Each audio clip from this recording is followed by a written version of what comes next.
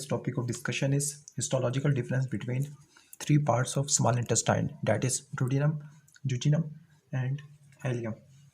तो इनके histological difference यहाँ पे लिख लेते हैं।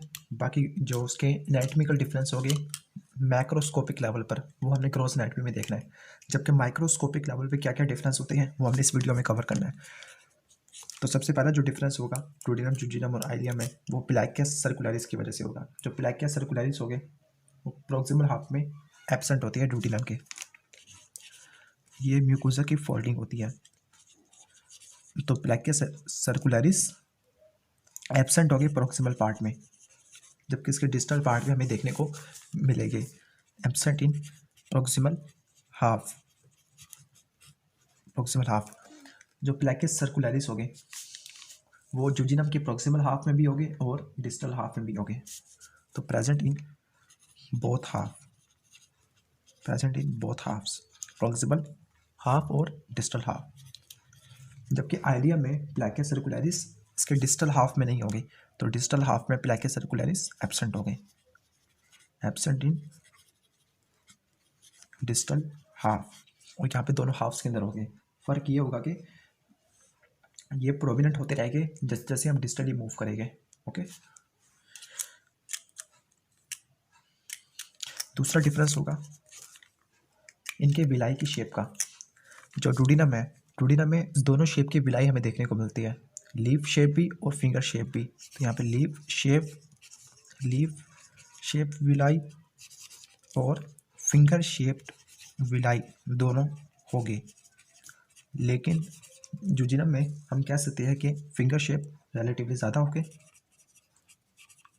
फिंगर शेप वाले ज़्यादा होंगे, इस तरह लिख लेते हैं, लेकिन लीफ शेप कम होंगे। आइलियम के अंदर हम कह सकते हैं कि सिर्फ फिंगर शेप हो गए,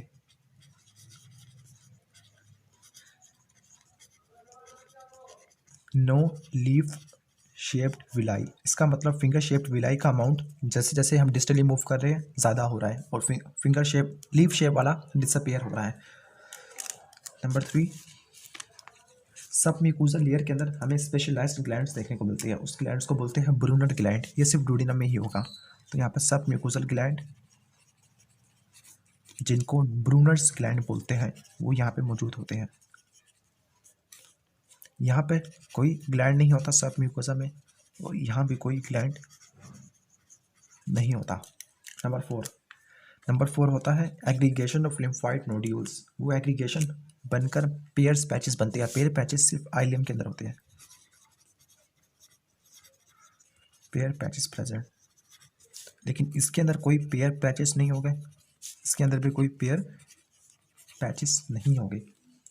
लास्ट डिफरेंस देख लेते हैं सिरोसा की कवरिंग। इसकी जो पोस्टीरियर सरफेस होती है वो कवर होती है सिरोजा से, वहाँ पे पेरिटोनियम होगा, लेकिन जो उसकी एंटीरियर सरफेस होगी वहाँ पे कोई पेरिटोनियम नहीं होगा, जिसकी वजह से हम इसको बोल सकते हैं रेट्रोपेरिटोनियल। वहाँ पे एडवेंटिशिया देखने को मिलेगा, एडवेंटिशिया। ये सिरोसा से कवर होगा ओवरऑल, क्योंकि यहाँ पे एक मेजेंट्री प्रॉपर होती है जिसको एंटीरियर और पोस्टीरियर सरफेस दोनों से कवर करती है। ये भी सिरोसा से कवर होगा। तो ये था हिस्टोलॉजिकल डिफरेंस डुओडेनम में, जूजिनम में और आइलियम में। अब हम कुछ हिस्टोलॉजिकल डिफरेंस देख लेते हैं स्टोमक में और इसोफेगस के अंदर। तो यहाँ पर हम लिख लेते हैं स्टोमक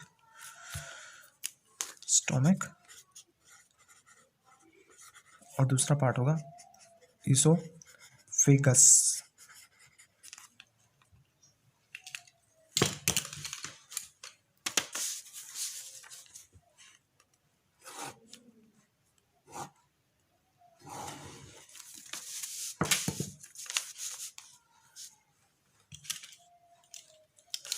जो स्टोमक है वो जीआईटी का डायलेटेड पार्ट होता है, तो ये वाला पार्ट रिलेटिवली मोर डायलेटेड होगा, इसोफेगस रिलेटिवली लेस डायलेटेड होगा।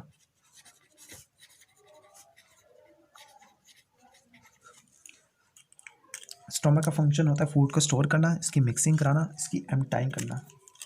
स्टोर करना, मिक्स करना, इसकी एम्प्टाइंग करना और डाइजेशन में पार्ट करना। ठीक हो गया। इसोफेगस का काम होता है कि फूड को ट्रांसपोर्ट करना ओरोफेरिंग से स्टोमक की तरफ, ओरोफेरिंग से स्टोमक की तरफ, ट्रांसपोर्ट फूड फ्रॉम ओरोफेरिंग्स या फिर सिंपल फेरिंग्स बोल देते हैं टू स्टोमक।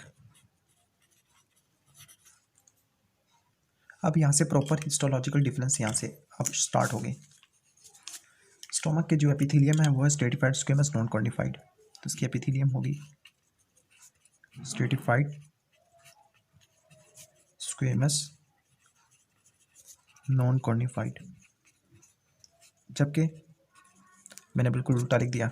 स्टोमक की जो एपिथेलियम होती है वो सिंपल कॉलमनर एपिथेलियम होती है, simple columnar epithelium, sorry for that mistake. Oesophagus की होती है स्ट्रेटिफाइड स्क्वेमस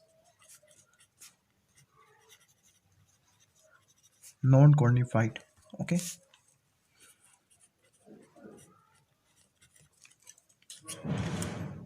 नंबर 4 देख लेते हैं। स्टोमक के अंदर कोई सब म्यूकोजल ग्लैंड नहीं होगा,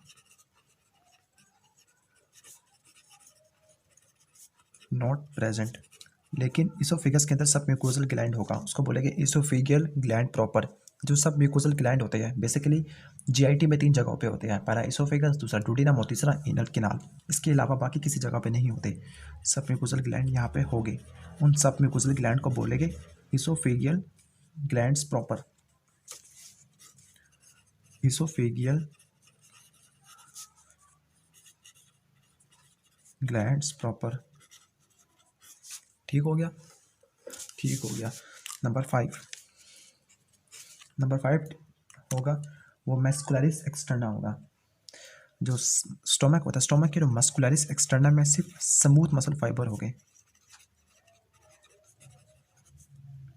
खत्म हो गई इसकी, तो पावर पॉइंट से लिखते हैं has only smooth muscle fibre, जबकि इसके मस्कुलरिस एक्सटर्ना में अपर 1/3 में स्केलेटल मसल, मिडल 1/3 में स्केलेटल और स्मूथ दोनों, और लोअर 1/3 में सिर्फ स्मूथ मसल। तो मैं स्केलेटल प्लस स्मूथ मसल दोनों देखने को मिलेंगे। ओके,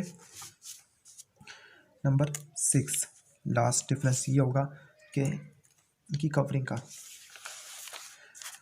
जो स्टोमक है, स्टोमक के तो तमाम पार्ट होते हैं वो सिरोसा से कवर होते हैं, तो all parts are covered by serosa, लेकिन इसका जो सिर्फ एब्डोमिनल पार्ट होता है इसोफेगस का वो ही सिरोसा से कवर होता है, बाकी इसका सर्वाइकल पार्ट और थोरैसिक पार्ट वो सिरोसा से कवर नहीं होता, वो एडवेंटिशिया से कवर होगा। तो only abdominal part covered by serosa, जो उसका रिमेनिंग पार्ट होगा वो एडवेंटिशिया से कवर होगा। तो अगर वीडियो पसंद आए तो उसको लाइक कीजिएगा और चैनल को सब्सक्राइब कर लेना। Thanks for watching this video. अल्लाह हाफिज़।